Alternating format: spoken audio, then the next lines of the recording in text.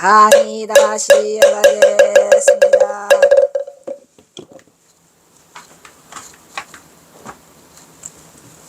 아이고, 뭐라고 들어오냐. 이리 안 와?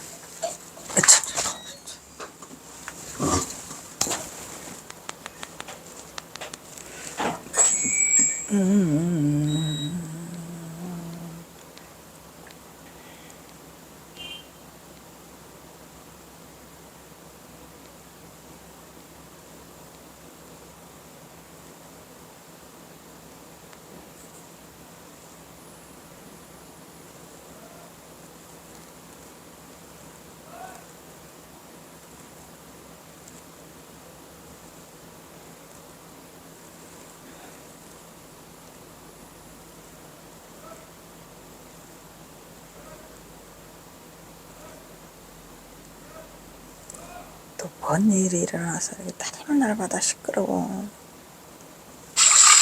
아이고.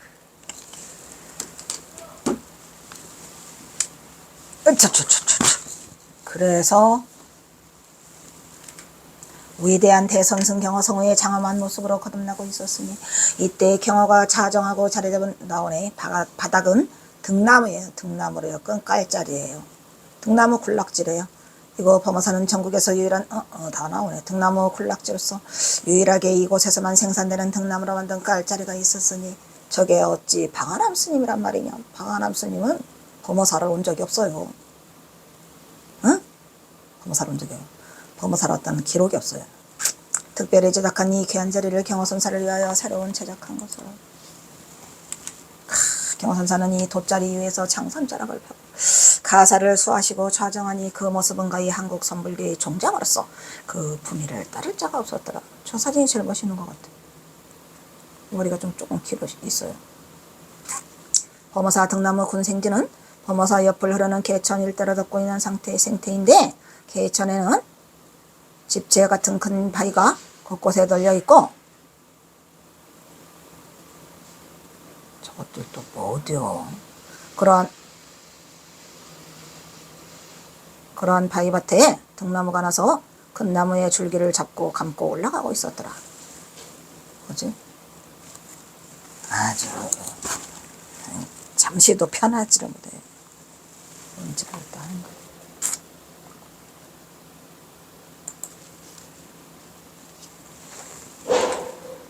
큰 나무 수중에는 소나무와 팽나무도 있고 이 등나무는 활력 덩굴 식물로 줄기 길이가 10m 이상으로 뻗어나가고 줄기는 저거 확대 크게 하면 밑으로 등나무가 다 보여요. 깔짜리가 절대 빼도 박도 못하죠.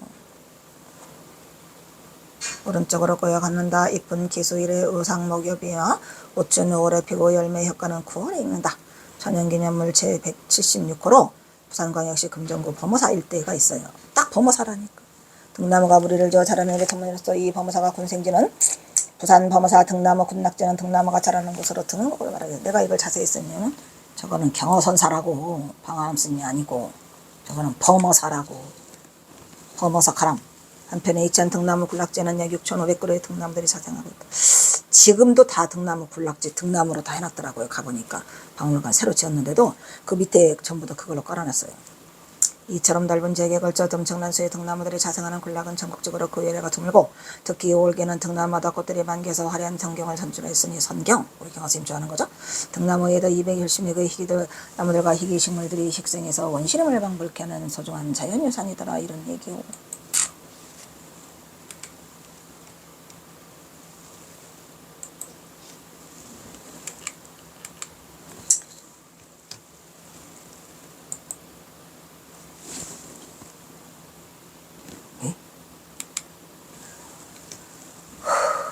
범어사는 신라 문망 때의 의상대사가 절을 세운 후에 여러 고성들이 깊은 깨우침을 받았던 것이 이곳 범어사예요. 범어사의 유해가 굉장히 크죠. 계곡의 큰 나무 바위에서 자란 300여 그루의 등나무가 소나무, 팽나무, 큰나무를 쓰다 등나무가 무리져 사는 계곡을 등은곡이라고 그래요. 등은. 그래서 그 등하마상도 이 등나무 등자가 들어가요. 신기하죠. 등은곡이라고 하며 금정산 절정의 하나로 꼽았으니 그래서 아마 등하마상도 그 폭포가 등함이라 이 등나무 등자를 쓴다니까. 신기하죠. 오늘 음력 7월 15일은 해제일이면서도 오란불절이기도 해서 사찰은 모처럼 단원들로 북적하다. 단원이 뭐죠? 단월은 지금은 신도라고 하는데 그때는 단월이라고 했어요. 3개월 한거 정진대중에게 공양을 올리는 공양공덕으로 지옥에 떨어지기나 중음신으로 떠들며 고통받는 부모와 주상년가를 전달하는 후손들의 간절한 염원이 사찰에 가득했던 하루다. 그러니까 그 7월 백중날 이렇게 그 100가지 음식을 차려서 스님들한테 공양하면 지옥에 떨어졌거나 중음신으로 있는 그 부모나 주상년가들을 천도시킨다 해가지고 그 살아있는 우리의 그 제가들이 단월들이 모시는 거죠. 단월들은 아침부터 공안가는 떡과 과일을 준비하는 단원들로 북적이니 단원들은 오늘 이 안거를 마치고 산문을 나서는 수자들에게 공양을 올리고 싶어서 분주하였던 것이었다. 이런 얘기죠. 이윽고 드디어 점심 공양을 대접하는 시간이 되었어요. 우리 경허스님께 먼저 공양을 올리거나 대중들의 공양은 풍성한 밥상으로 모두가 행복한 시간을 보내면서 조상들의 극락광생 이거 참 괴로운 일이죠. 을 발현하였다. 반드시 살아있는 자들이 해야 할 일이죠. 이제 수행 대중들은 떠나야 한다. 수자들은 벌써 바람을 짊어지고 경허선사의 조실방을 앞에서 삼삼오오버 들어 삼배를 외워서 스님 저희들 갑니다 라고 하는데 경허선사는 떠났을까요? 안 떠났을까요? 안 떠나요. 안 떠나고 거기서 머물면서 등화마상에게 이거를 주신 거죠. 등화마상에게 그 법문을 설하시고 계셔요. 큰 스님, 만행길에도 수행 정진의 끈을 놓지 않겠습니다. 오냐 그래라. 가시는 처처가 정진처며 가시는 처처가 정진처며 만나는 장사미사가 내 도반이요. 바깥 경계가 천진부처이니 모두 공부 잘하시고 오시오. 장사미사가 부처라고 바깥 경계가 모두 천진부처요? 모두 공부 잘하시고 오시오. 놀러다니지 마시고 범어사 사보대중이 한마음 한뜻으로 대중이 우란문제를 보내고 진리를 찾는 법석으로 바깥으로 떠났어요. 바깥 세상을 향해 떠났어요. 우리 경허선사는 안 떠나요. 화한거 해주와 우란문제는 그야말로 하늘에 내린 선물인 듯 만중생이 편안하였더라. 좀 있으면 돌아오네. 진리를 밝히는 법석이니 부디 깨달음을 성취하시길. 경호는 갈망을 지고 걸망을 지고 산문을 나서는 수자들에게 어디를 가서 누구를 만나든 그곳이 곧 법당이에요. 저는 항상 화장실이 법당이에요. 화장실에만 앉으면 바로 법당으로 변해. 에이? 그냥 한두 번이 아니야. 이게 뭔 짓인지. 착각할 때가 많죠. 부처다 수행정진에도 그 박차를 가야 한다. 비록 산문을 나서지만 가는 그 자리에 가고 수행청을 잊지 말아라. 선지직경하는 수자들에게 당부처럼 어디를 가든 여여한 본래의 그 마음과 행을 잊지 않기를 당부하였더라. 이런 얘기죠. 배가 고프다. 이거 하고 가야 돼. 그리고 단월들에게는 천상에나 태어나 천상락을 즐기거나 지옥이나 아수에게 떨어져 고통을 당하더라도 모두 본래의 실체가 텅 빈 허상임을. 텅 빈 실체요. 뭐더라? 공. 응? 지옥이 곧 공이요. 극락이 곧 공이요. 나왔죠? 이렇게 여지면서 이것이 영가들을 위한 우란분질 전도대에 담긴 진정한 뜻이라는 것을 살아왔다. 이렇게 선지식경은 오늘 여러 만것 동안 수자들의 수행한 법력으로 영가들에게는 영가천도, 우리 형사 영가천도도 아주 많이 잘해주셨어요. 생사고래기, 생사고락, 생사고락이 본래 텅빈 공, 조견오온개공, 생사열반개공, 것을 돌이켜 깨닫도록 진리의 공양을 올려줬어요. 누구에게? 영가들에게. 영가들, 여러분 귀신이 무섭다고 그러죠? 귀신은 하나도 안 무서워요. 아시겠어요? 제발 귀신을 만나면 피하지 마세요. 귀신이 오는 건 그래도 가장 좀 도와달라고 소리치는 거야. 그러니까 뭐를 해줘? 연보를 해주면 돼요. 법문을 해주면 돼요. 유한석인 제하루. 멋있잖아? 응? 답이문에 나오잖아요. 유한석인 제하루. 또 많아요. 지금 말했잖아요. 생사? 그랬죠, 아까. 생사고락이 본래 텅 빈 것이다. 영가들에게 이 모든 것이 다 공하고 헛된 것이다 를 일러주면서 법문을 해주면 영가가 감사해하고 바로 깨닫고 그 떠도는 중음신이 바로 다른 곳으로 이동을 해요. 인연 따라서. 그러니까 두려워하지 말라는 거야. 명가를 만나면 두려워하지 말고 법을 살아옵소서요. 좋잖아요. 아제아제 바라아제 바라승하대 뭐지 사바. 아제아제 바라아제 바라승하대 뭐지 사바. 이건 대박이지. 대박. 응? 반야심경의 핵심이잖아요. 해줄 수 있는 건 많아요. 엄만이 박람도 있고 그냥 보내지 말고 아이고 무서워 두려워가 아니고 영가시여 이 말씀을 들으소서 이래가면서 가장 높은 법문은 유한석인 제하로 알아들었든지 말든지 돌장승이 눈물을 흘린다 아세요?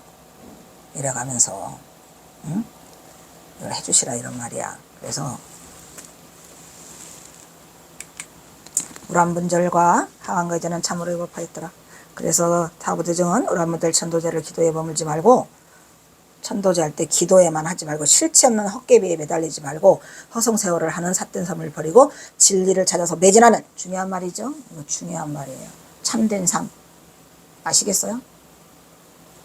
헛된 삶에 매달리지 말라고요. 아니 발걸음만 났으면 이상한 사람들 많아요. 어떻게 해? 한꺼번에 제도할 수도 없고 많은 중생을 제도할 수도 없고 나 역시도 인연 없는 중생을 제도할 수 없기 때문에 항상 내 스스로가 가면서 기도를 많이 하지요. 인연 없는 중생을 내가 제도하기는 스스로 굴러 들어오지 않는 바에는 참으로 어렵고 그것도 거지나 되면 거지 앞에 가서 이어가는 인연으로 삼아야 할 것이라고 당부했다. 이제 선지식경을 오동안 잡았던 죽비를 내려놨어요. 내려놓고 원유암을 향해 경호선사는 한거 끝나고 바로 어디를 가냐면 원유암을 가요. 근데 여러분 원유암 가보셨어요? 범어사 원유암. 오 마이 갓. 수자들은 또다시 수행처처를 걸망을 지고 산문을 떠나 세상 속으로 스며들었더라.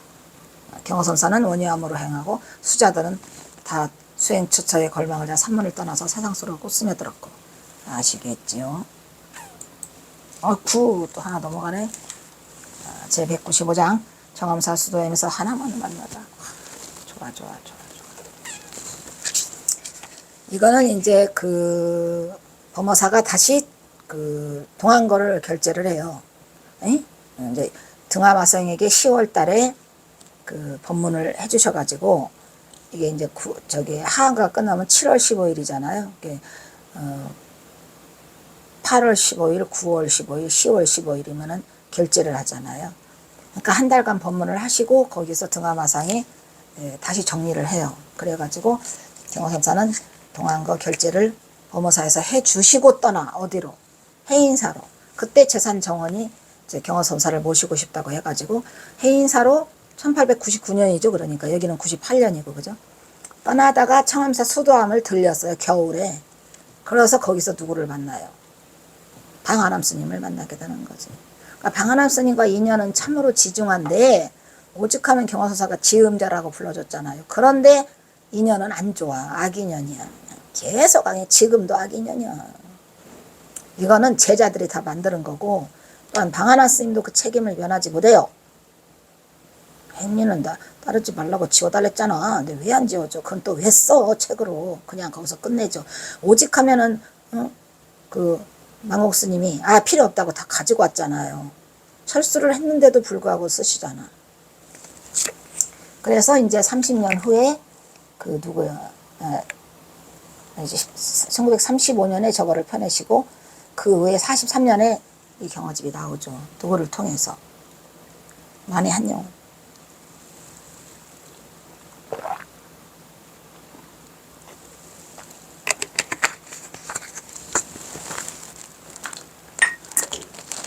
정암사 수도원에서 방한암을 만나다. 경호선사는 방한암 스님을 무척 아끼셨어요. 경호는 범어사에서 하한거를 마치고 다시 동안과 이듬해 하한거를 조실로 선원 태중을 지도했어요. 그리고 나서 경호는 다시 해인사 주지 재산 스님으로부터 해인사 동안거 조실로 추대를 받으니 경호는 해인사를 향하여 발길을 옮겼더라. 해인사로 가는 길에 정암사 수도암을 거치야만이 가장 빠른 지름길이라고 합니다. 거기를 터내야 돼. 거기서 한번 쉬고 문경세대로 넘어가는 길에 가장 지름길이라 했는지라 경호는 수도암을 향해서 떠나갔더라. 이때 망공이 쫄래쫄래 따라오나요? 쫄래쫄래 따라와요. 어디서부터? 서산 부석사에서부터 오성을 주지에 초천왕을 받자마자 만공과 치문이 따라오는데 그 사이에 치문은 또 떨어져 나가요. 그러니까 못 깨달았지. 붙어 있었어야지. 만공 스님은 끝까지 경화 스님을 붙들고 어디까지 가요? 통도사. 어? 1902년까지 가요. 1902년 통도사에 그 하한 것까지 마치고 그때 깨치죠. 1년이다. 1901년. 1년 하한 거. 경화는 범어사에서 하한 거를 마치고 다시 동안과 이듬해 수리로 전원 등을 지도했다. 해인사로 가는 길은 청암사 수원을 거쳐 문경세제. 이때까지 만국은 범어사에서 하한과 동안거를 마치며 관계죠. 이번 해인사는 함께 동행하지 않고 범어사에 그냥 남기로 했더라. 만공스님은 또 범어사에 남기로 했고 그 후에 다시 통도사에서 만나요. 또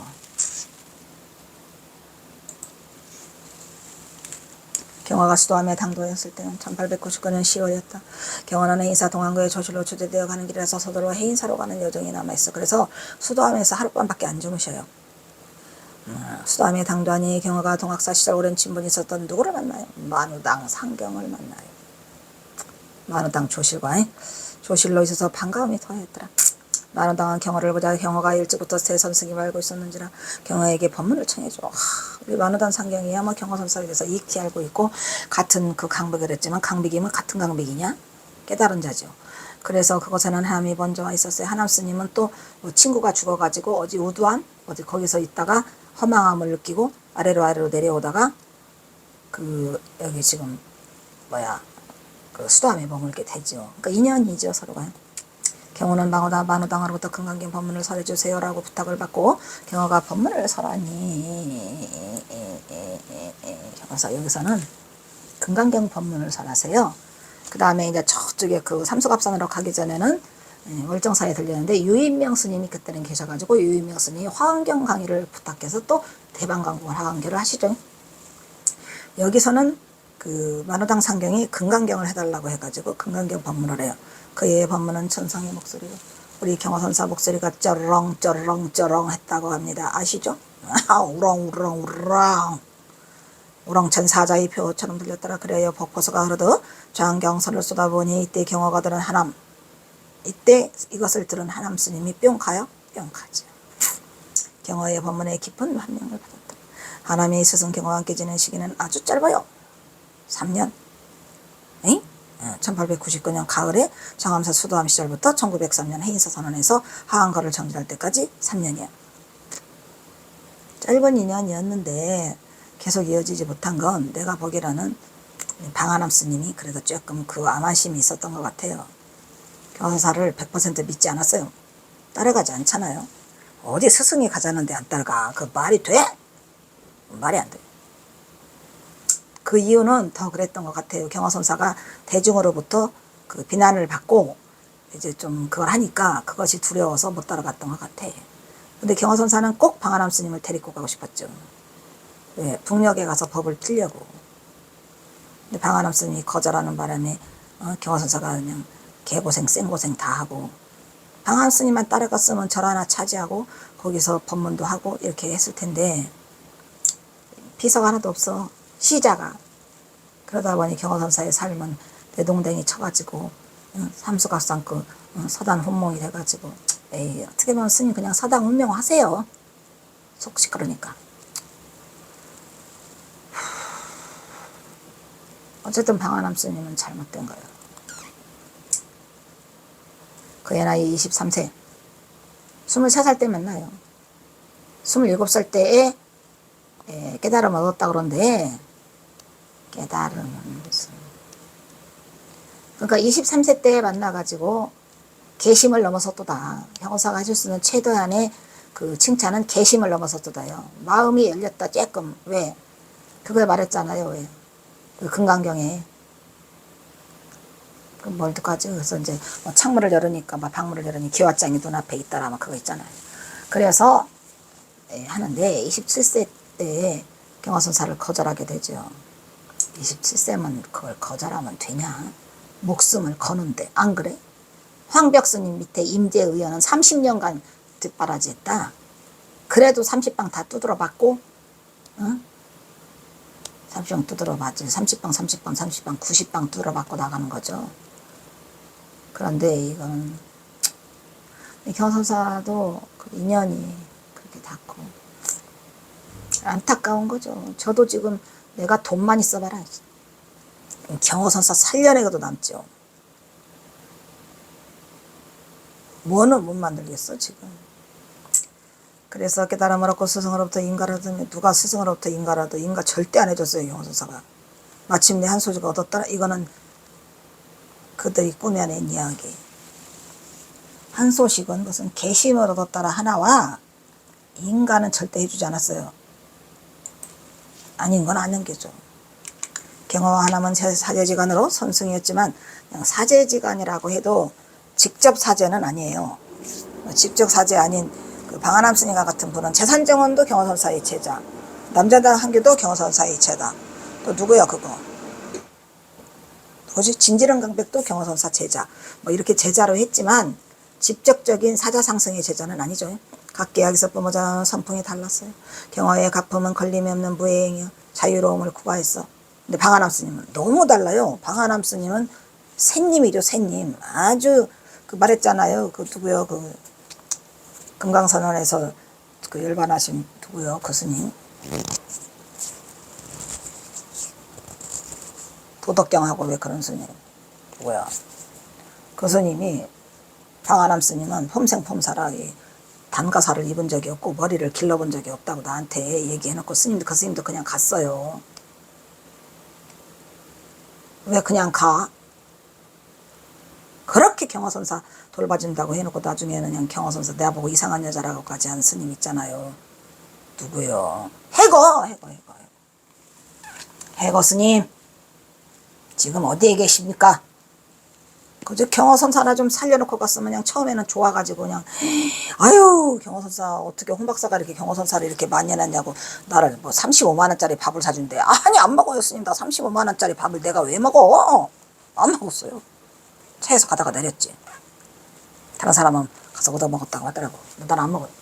근데 이거나 좀 하고 가실 일이지 이것도 안 해놓고 언제는 막 경호선사 막 저기 하면서 그냥 막 나보고 막 희우하다고 좋다고 하고 밤마다 전화질 해가지고 경호스님과 하남 스님이 다른 점 7가지 5가지인가 7가지인가 뭐 방한암 스님은 뭐 단가사를 입지 않았고 방한암 스님은 머리를 그리지 않고 방한암 스님과 경호스님 학원이 다르고 뭐 뭐 어쩌고 저쩌고 주장자고 그래 놓고 왜 가셔? 생각해보면 해거 스님이에요. 해거 스님이 경호 스님 막은 제일 잘못된 분이죠. 어떻게 그때 그 스님 그러면서 뭐라냐면 그거 다 말하면은 홍 박사 그 좀 접어달래 나하고 말한대요. 뭐라다 산문출송 당한다. 산문출송. 월정사에서 자기를 산문출송 시킨다고 한대요. 그것도 또 이상한 거고요.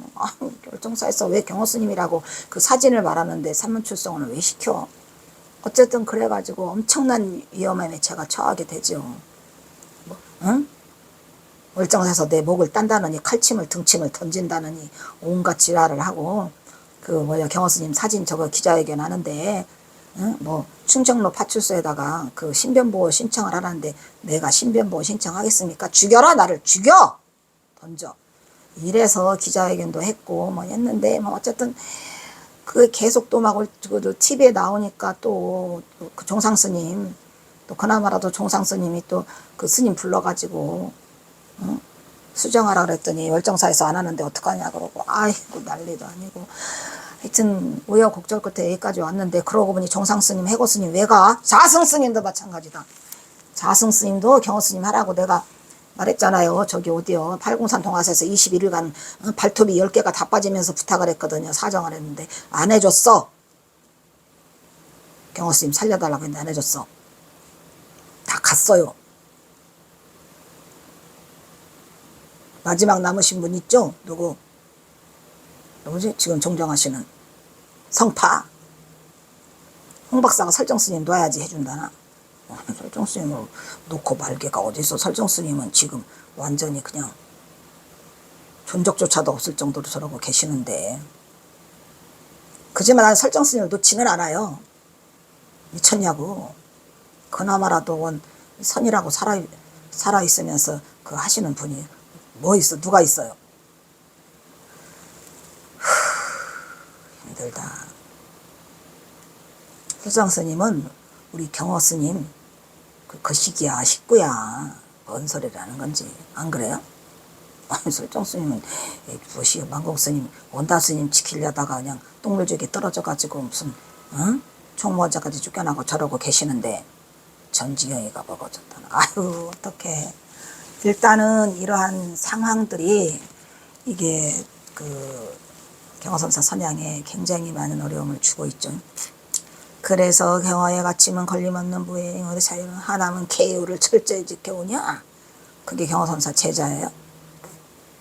경허선사 제자들은 무해행으로 살다 갔어요. 수월스님, 해월스님, 만공스님 다 똑같죠?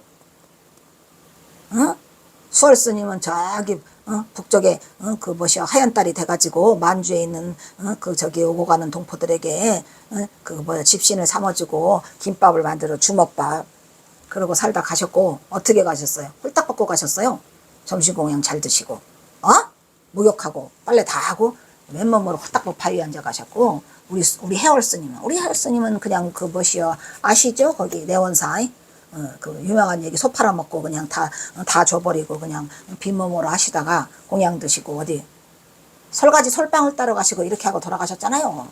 우리 만공스님 경어집 다 만들으시고 전월사를 만드시고 그거 하시다가 거울 쳐다보고 나는 자네와 이별하게 됐네라고 하면서 춘성스님 계신 데서 그냥 가셨죠. 그렇게 가셔야 되는 거요. 그렇게 하는 게 경허스님의 가풍이죠. 하람은 계율을 절절히 김서 승가의 전통을 연하고자 하는 구도승이었어. 구도승. 승가의 전통을 이어가고자 하는. 이처럼 두 사람은 선풍이 서로 다르지만 서로의 세계를 인정하고 깊이 존중했더라. 경허선사는 깊이 존중했어. 근데 방한함 스님 내가 그렇게 써준 거요. 어떻게 글로 당기니까. 하지만 하람은 스승 경과 동행을 받았던 삼수갑선으로는 원하지 않았어요. 안 되죠. 만약에 삼수갑산으로 갔으면은 우리의 불교도 달라졌을 거고 경허선사의 운명도 달라졌을 텐데 뭐 그게 다 뭐 그 인연의 소치 아니겠습니까? 뭐 굳이 방한함 스님을 탓할 필요는 없겠지요. 인연이 안 됐어요. 그러나 경허가 삼수갑산에서 홀로 한 세월은 또 다른 방향으로 그 의미를 찾으셨었어. 안 오면 어때요? 그 대신 경허선사가 그 방란주로 훈몽했잖아요. 뭐 그것도 나쁜 삶은 아니지 뭘 안 그래? 하나는 자신이 서술한 일생패거라서 경허선사를 처음 만나는 과정부터 경허선사가 삼수갑선으로 떠나면서 헤어지는 그때는 가정면허 생생히 기록으로 남겼어요. 근데 또 기록으로 다 남기긴 했더라고. 내가 24살 되던 해 24살 때를 만나서 27살 때 기해년 1899년 7월 어느 날 금강산 신계사 보은강원에서 우연히 보조곡사의 수십 개를 읽다가 마냥 마음밖에 북처가 따로 있고 그러니까 이 방한함 스님이 원래의 그 어디야 저 금강산 출신이죠. 그 성품밖에 법이 있다는 생각에 굳게 집착하여 불도를 구하고자 한다면 마음밖에 부처가 있냐? 성품밖에 법이 있다? 라는 생각에 집착해서 불도를 구하고자 잘못된 거죠. 마음 밖에 있는 게 아니라 마음이 부처라고. 비록 뜨끌과 같은 세월이 흘러고 몸과 팔을 태우며 우는 내지리 그 모든 경전을 줄줄 끼고 다 팔만 장경을 줄줄이 사탕해여도 갖가지 고행을 겁나더라도 그것은 마치 모래를 쪄서 밥을 짓는 것. 그래요 안 그래요? 어리석은 거죠. 마음 밖에서 부처를 구하고자 하냐? 하늘과 수고로만 달뿐이다라는 대목이라서 나도 모르게 몸과 마음이 떨려. 이렇게 돼야 돼. 이 정도는 돼야죠. 그게 선인연이 이 방한함 스님은 많았었어요. 그러니까 선근기지 한마디로 말하면 떨리면서 마치 커다란 후회를 맞이하는 듯. 뭔 말인지 알겠죠? 그러니까 어떤 커다란 깨침을 보조곡사 수신길에서 지금 맡고 있는 거죠. 누가? 방한함 스님이.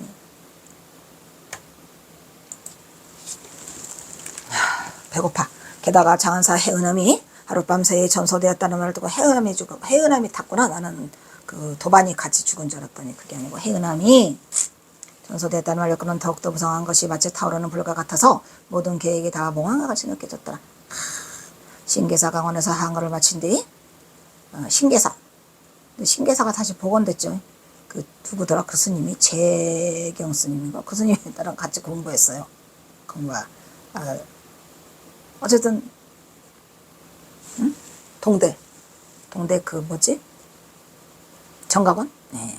그래서 만났는데 신계사를 복원시키면서 하한거를 마친 뒤 도반함의 선사와 함께 짐을 끌어서 행각길에 올라 점점 남쪽으로 들어서 성주 정암사 수도함에 도착했다. 경화상께서 설하시는 근간경설법중 범소의 상한 계시어망이라 약간 지상 비듬은 직계 이거죠? 근데 신기하게 경화사가 이 대목을 좋아해요. 이거를 또 누구에게도 써먹죠? 영호당 박한영이 어머니가 돌아가셔 슬퍼하니까 범소유상은 계시어망이라 약견 재상비상민 직견이라. 이거 대단한 거예요. 이 금강경 중에서 이 사국의 으뜸이죠. 뒤에 나오는 거 이야기 새끼나 이음 성계서 견나 시은 행사더라 불능견열이니라. 그거보다 이게 더 세. 범소유상은 계시어망이라. 범소유상은 다 계시어망이래. 약견 재상비상이면 직견. 약견 재상비상 이런 역견이라. 어디서 봤는가 결례를 어디서 봤어? 예, 그게 하두죠. 그래서 경화상에서 절하시는 건강사를 모두 든 것을 갖추고 있는 것은 다 험한 것이다. 만약 모든 영상이 허상이를 간파한다면 곧바로 열애를 부리다 라고 해가지고 그거를 보고 뭐에 열려? 개심이 열리죠. 대목에 열려서 안광이 열려. 안광이 열려서 여기까지 일단 마치도록 하겠습니다. 배고파요.